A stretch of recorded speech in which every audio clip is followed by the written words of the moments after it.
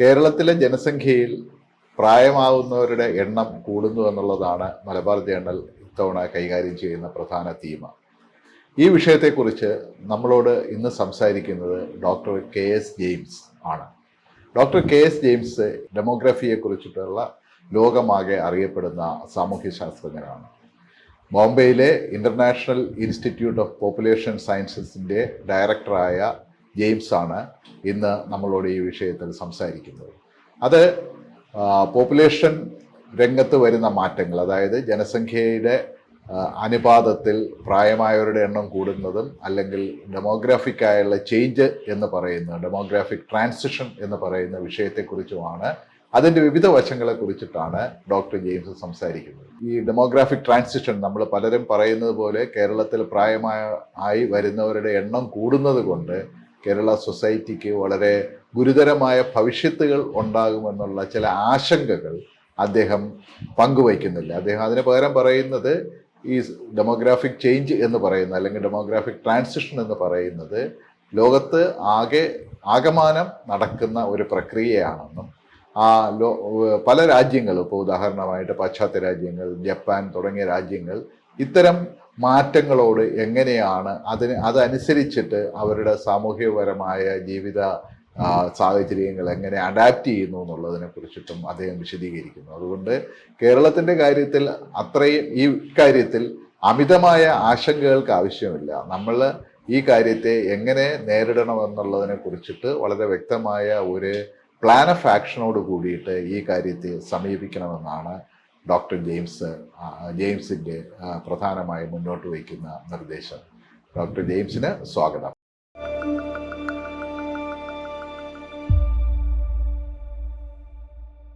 കേരളത്തിലെ ജനസംഖ്യയുടെ 20% ഇപ്പോൾ തന്നെ 60 വയസ്സ് കഴിഞ്ഞവരായിരിക്കുക.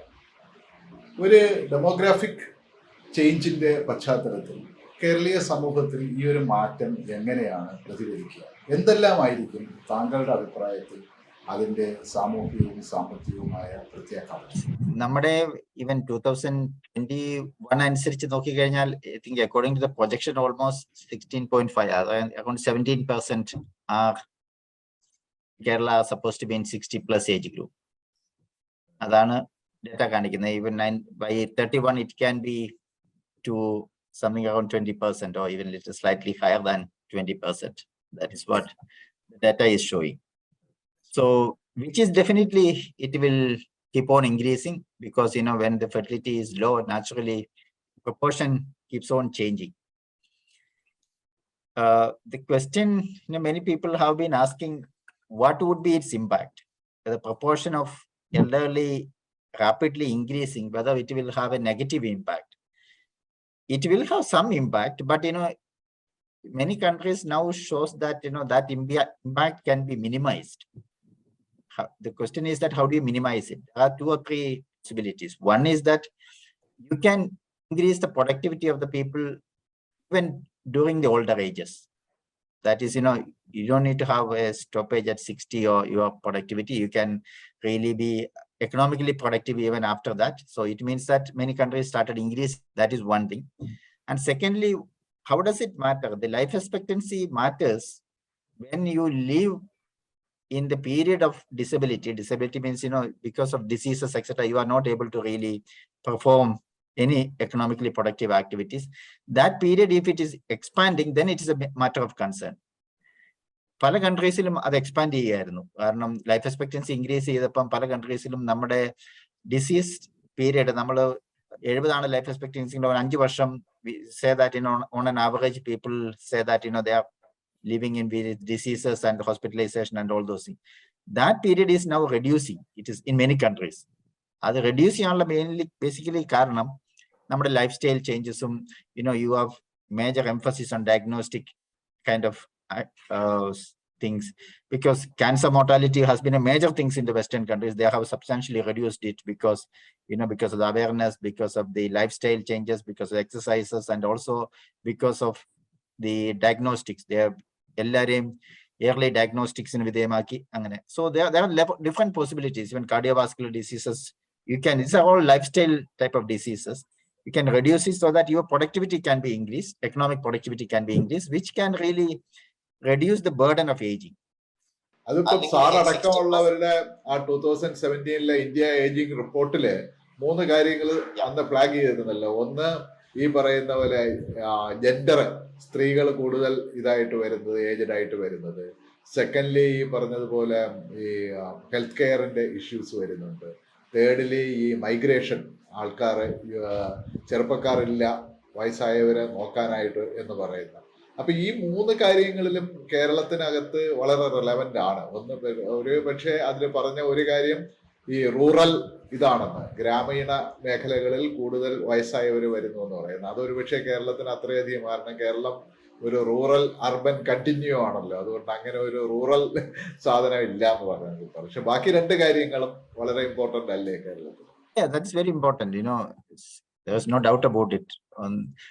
കേരളത്തില് ഇതെല്ലാം ഇമ്പോർട്ടൻസ് ആണ്. ആദ്യത്തെ ഏതായിരുന്നു പറഞ്ഞ? ഫസ്റ്റ് മറ്റേ ജെൻഡർ, സ്ത്രീകൾ കൂടുതൽ പ്രായമാവുന്നു. വൈ ആക്ച്വലി സ്ത്രീകളുടെ എണ്ണം കൂടാന്ന് പറഞ്ഞാൽ that is because of the differential mortality. അതായത് അതാണല്ലോ സ്പൗസൽ മോർട്ടാലിറ്റി. ഒന്നെങ്കിൽ 2 കാരണം കൊണ്ടാകാം. One is because of the age difference in marriage. If there is substantial age, your women is much younger than your husband. ആ കാരണത്താൽ തന്നെ automatically men will die earlier and then women will die. That possible. But that marriage age is, once it narrows, then that problem will be solved. But even otherwise, biologically, and you can really know that women's lives longer. So അതുകൊണ്ട് തന്നെ women's proportion of widows will be much higher in any societies. That every society has to face it. I'm saying not only India, I'm saying every society is facing that issue, that women having, and India, it's I think 60 plus is almost 60% of the women are widows. So that is a huge number. I think that is, anyway, you may not be able to, only possibility is that changes in the age difference between husband and wife. ഈ migration എങ്ങനെയായിരിക്കും നമ്മളെ ബാധിക്കുക? Keralam is also known for very high levels of migration. Absolutely. I'm saying, migration is not only because of in Kerala, any society which has a rapid demographic changes, you see these migration trends. Migration almost goes in line with the demographic changes, because demographic changes are happening and we really go for a low fertility, because instead of having 6 or 7 children earlier, you are having now 1 or 2 children. ഈ ട്രാൻസിഷനിൽ ഏറ്റവും പ്രധാനമായിട്ട് happen ചെയ്യുന്നത്, your aspiration of the parents about children substantially goes up. So when your aspiration goes up, you really want your children to succeed, whatever way you want. So it is not the migration. You think that, parents are unhappy with migration. Parents are not unhappy with migration. Parents are always take credit of their children migrating, because they know that they are employed. They always think that is the only problem, is that when they are incapacitated, അവർക്ക് ഏറ്റു നടക്കാനൊന്നും പറ്റിയല്ലാത്ത ഒരു സ്ഥിതി വരുമ്പോൾ, what will we do? That is the only problem. Otherwise, migration as such is not. This is happening even in the Western country. Any countries, people, all children who are getting better opportunities, they will migrate to next cities, and then they keep on migrating from one place to another. Keralathil ipo opportunities illa കാരണം they go outside Kerala. But even if Keralathil opportunities ഉണ്ടെങ്കിലും, കൊല്ലത്തുള്ള ഒരാൾ ട്രിവാൻഡ്രത്തേക്ക് പോകും, മറ്റേ ആലപ്പുഴയുള്ള ഒരാൾ എറണാകുളത്തേക്ക് പോകും. ഈ migration, it is unavoidable, and they may not be able to live with their parents every day, because every day you cannot also commute between so much of distance. So naturally, അത് ഈ വേറൊരു അർത്ഥത്തിൽ പറയുകയാണെങ്കിൽ, നമ്മുടെ ഈ ഒരു family centred care സിസ്റ്റത്തിൽ നിന്ന് വേറൊരു അർത്ഥത്തിലുള്ള ഒരു ഇൻസ്റ്റിറ്റ്യൂഷനിൽ വേറെ ചേഞ്ചസ് വരാനുള്ള ഒരു സാഹചര്യമാണ് വരുന്നത് അല്ലേ, in terms of care, taking care of the elderly people. ആ ഒരു നിലയിൽ ഒരു കുടുംബത്തിന്റെ ഉത്തരവാദിത്തം മാത്രമല്ല എന്നുള്ള ഒരു അവസ്ഥയിലേക്ക് നമ്മൾ വരുന്നുണ്ടോ? Yeah, that is absolutely. I'm saying, you, because elder care is also not be simply left to the family. Although നമ്മുടെ അതാണ് ഒരു ക്രിറ്റിസിസം. നമ്മുടെ അറിയാമല്ലോ, സെൻട്രൽ ഗവൺമെന്റ് ഒരു നിയമം കൊണ്ടുവന്നായിരുന്നു, മെയിൻ്റെനൻസ് ഓഫ് പേരൻസ് ആക്ട് എന്ന് പറഞ്ഞ്. അതായത് ചിൽഡ്രനാണ് എന്റെ ഉത്തരവാദിത്വം എന്നുള്ളത്. അത് ചിലരതിനെ ക്രിട്ടിസൈസ് ചെയ്തു പറഞ്ഞുകൊണ്ട് എന്താന്ന് ചോദിച്ചാൽ government is actually taking away the responsibility. It's actually elder care is also A governmental responsibility. Social It's not only responsibility. it's a social responsibility. It's a social responsibility. You cannot actually just say that, okay, children, it is your responsibility. We don't care about it. That is also not completely correct. Because migration ഇല്ലാത്ത സൊസൈറ്റിയിൽ പ്രോഗ്രസും കുറവായിരിക്കും. Migration is also it's an indicator of progress also. Okay. So അതുകൊണ്ട് migration may be sort of an unavoidable. But within Kerala, opportunities increase. That's all perfect. I'm saying, but that also doesn't mean that there will not be any migration. There will be migration from one place to another, which will have effect on parental care. But every society has to. ഈ policy ലെവലില് sir എന്താണ് suggest ചെയ്യുക ഇങ്ങനെ ഒരു സിറ്റുവേഷനിൽ? For instance നമ്മളിപ്പോ കേരളത്തിന്റെ ഇത് നോക്കിക്കഴിഞ്ഞിരുന്നാല് എക്സെപ്റ്റ് ഫോർ നമ്മള് senior citizen some welfare pension scheme എന്നെല്ലാം പറയുന്നതല്ലാണ്ട് നമുക്ക് വേറെ പ്രത്യേകിച്ച് ഒരു ലോങ് ടേം ഒരു പെർസ്പെക്റ്റീവോ ആ ഒരു ലൈനിലുള്ള ഒരു സാധനം ഇപ്പോഴും കാണാനില്ല എന്ന് തോന്നുന്നു പോളിസി എന്ന് പറയുന്നത്. സാർ അങ്ങനെ എന്തെങ്കിലും നോട്ട് ചെയ്തിട്ടുണ്ടോ ആ ഒരു ലെവലിൽ? ഇതൊരു ഹൈ ലെവൽ ചേഞ്ചസ് ആണ് വരേണ്ടത്. പക്ഷേ these all will take time. It is not immediate, because changes in the sense that there should be institutional mechanism should be developed for elder care. അതാണ് ഏത് സൊസൈറ്റിയിൽ ആവശ്യമുള്ളത്. ആ institutional mechanism, what is the best institutional mechanism which can take care it's a question. പല കൺട്രീസിലും പല രീതിയിലാണ് ഇത് നടക്കുന്നത്. ചില countries they are aging in place, they make sure that all the institutional care is given within the household, so they have that kind of a technical assistance for that. അങ്ങനെ പല രീതിയിലാണ്. പക്ഷേ what is the best one for Kerala എന്ന് ഇപ്പൊ എന്നോട് ചോദിച്ചു കഴിഞ്ഞാൽ actually I don't have a straightforward answer to that question, but I think it is high time to think what kind of institutional mechanism should be developed for the elder care, for the support. I'm saying pension is only one part of it. There can be large number of people who might not can even sustain without pension also. But there is a universal pension always is advantageous because of several other reasons. That's what people say. So, okay, actually, aging is not when you become older. Aging is when you are born. നമ്മൾ ജനിക്കുമ്പോൾ തൊട്ട് we have to also have a plan that after 60 years you are in that, so that entire society needs to move towards that kind of a trend. അവിടെയാണല്ലോ. കാരണം ഈ western സൊസൈറ്റിയിൽ pension ഉണ്ടെന്ന് പറഞ്ഞാലും it is not a pension, it is also your own saving during your productive time. So it is, you really need to develop a system for that everyone is starting their aging from their productive years, and then forward and develop institutional mechanism for care and all other things. That should be, and it is not only the government, it should be private sector should come into picture. Everyone has to come in. I think private sector many times are at the forefront, because you can see there are different experiments they are doing, because now aging elderly പോലെ താമസിപ്പിക്കാവുന്ന അപ്പാർട്ട്മെന്റ്സും അങ്ങനത്തെ പല system അവർ കൊണ്ടുവരുന്നുണ്ട്. But government also need to be aware of all those things, and you need to see what kind of support or what kind of changes has to be made in those things, and you have to work with the private sector. All those things are very, very important in this. നമ്മുടെ population ഇതിനകത്ത് sir എപ്പോഴും വരുന്ന ഒരു controversial issues ഉണ്ടല്ലോ. Especially in a political level ഭയങ്കര controversies വരാറുണ്ട്. Some section of the people are growing faster than the other section of the people. നമ്മുടെ ഇപ്പോൾ പക്ഷേ ഇപ്പം ഓൾ ഓവർ ഇന്ത്യയുടെ തന്നെ ഡാറ്റ എടുത്ത് നോക്കിക്കഴിഞ്ഞാൽ we are all reaching a kind of a replacement ലെവലിലേക്ക് അതിന്റെ താഴെ എത്തുന്നു എന്നുള്ളത്. So these concerns about some part of the population outgrowing other is totally unsubstantiated എന്ന് പറയാൻ പറ്റും. ഈ concern, I'm saying this concern is there all over the world. This is not only in India. I'm saying everywhere you say, because you can always say northern states are growing faster than southern states. This section is growing that in US, some sections, some places. These kinds of regional concerns of population growth, even specific group concerns of population growth. This has always been part of this population concerns. That has always been there. But if you really look at the data, what we see is India, because earlier there were people who used to tell that north and south difference is going to be even. I was thinking that that becomes a major thing. But now if you see very fast decline in the north, including Bihar, UP, and all Rajasthan, all those states, actually now it's very clear that within a few years they will also be coming into the same picture, same replacement level fertility. It's also a case with any other segments also. There is religion, whether it is caste, whether it is all those things.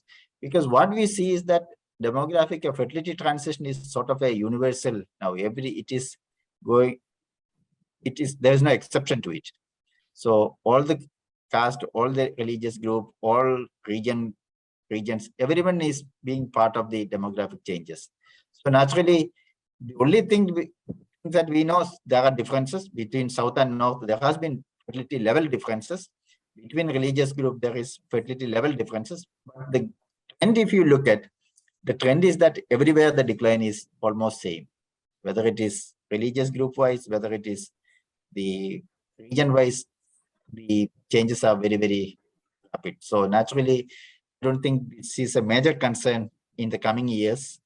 Maybe, these kinds of talks might continue maybe a few more years, but after that, you will see that every place has been at the replacement level. ഈ elderly പീപ്പിളിന്റെ number കൂടുന്നത് പോലെ തന്നെ അതിന്റെ ഒരു കൊറലോറി ആണ് എന്ന് പറയാം working age പോപ്പുലേഷന്റെ ഒരു ഡിക്ലൈൻ എന്ന് പറയുന്നത്. ഇപ്പൊ കേരളത്തിലും ഈ പറയുന്ന പോലെ വർക്കിംഗ് ഏജ് പോപ്പുലേഷന്റെ ഒരു ഡിക്ലൈൻ ഉണ്ട്. അതൊരു ഓവറാൾ നമ്മുടെ ഒരു സോഷ്യോ എക്കണോമിക് സിറ്റുവേഷനെ ഏത് നിലയിൽ ബാധിക്കും? ടൈംസ് നമ്മള് എന്താ പറയുന്ന ഒരു ജീറിയാട്രിക് സൊസൈറ്റി ആവുന്നു എന്നൊക്കെ പറയുന്നതിന്റെ ഒരു സംഭവം എങ്ങനെയായിരിക്കും സാറിന്? Working age population, the demographic dividend in the basically what is demographic dividend? Demographic dividend comes basically because of the proportion changes. When the working age group proportion is less than the other group, naturally, within a family, that there are only one person, two persons working, but there are only two people to take care of, you have certain advantage. But if you have two people working, but they have to take care of 4 or 5 people, then it is a disadvantage within a family itself. So it is sort of like that. So anytime, if more people are in the working ages, which is always beneficial. But basically, what is a major benefit in demographic changes was that the women who were earlier was spending much of their time for childbearing and child rearing is also coming into the workforce. That was the major advantage of demographic changes, which has happened in many societies, whether it's East Asia, whether it is Europe and everywhere. But in Kerala, despite the fact that we say that, there is a demographic dividend, much of the women who are in the working age group are not working. So that way, it is still, there is a lot of scope for increasing the workforce participation. So proportion changes itself is a issue, I can say, but there are different possibilities of utilizing the manpower, because I told you, Kerala has one of the lowest work participation rate now. It's around 27% or something. I don't exactly remember, but it's much lower than many other states. So there is a lot of scope within. Secondly, the next scope I was telling, now people say there's a cutoff point like 60 and above is older ages, or 65 and above is older ages is also not very correct. You say that, okay, what is that? Maybe if your life expectancy is something around 80, you can say, okay, over 10 years or 15 years, you will be unproductive. So 80 means, what is that? It is 76 up to 65. Or if it is 85, it is up to 70. You can also increase your older age cutoff. So it depends on what is the years you think that people has to take rest, or people may have to be not very productive, economically productive at the older ages. So that way, these proportion changes will have some impact, but we may be able to overcome many of this impact if you really effectively plan this. Women's coming into the workforce, expanding the working age, etc., etc. ചുരുക്കം പറഞ്ഞ സാറിന്റെ ഒരു അഭിപ്രായത്തിൽ നമ്മള് അങ്ങേയറ്റം അങ്ങനെ ഒരു വളരെയധികം പെസിമിസ്റ്റ് ആവേണ്ട ഒരു കാര്യമില്ല. We can really look forward to some positive changes. Absolutely. I think, that is what, many people were very much worried when the Western countries, when this older ages was increasing, what will happen to their economic growth, what is going to happen.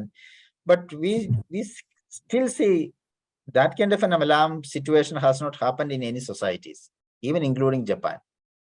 There are concerns. There is, every society has their own concerns because taking care of them, all those things, but it is also possible to address many of them through effective policy interventions. And so the society needs to understand the demographic changes and then adapt to the demographic changes.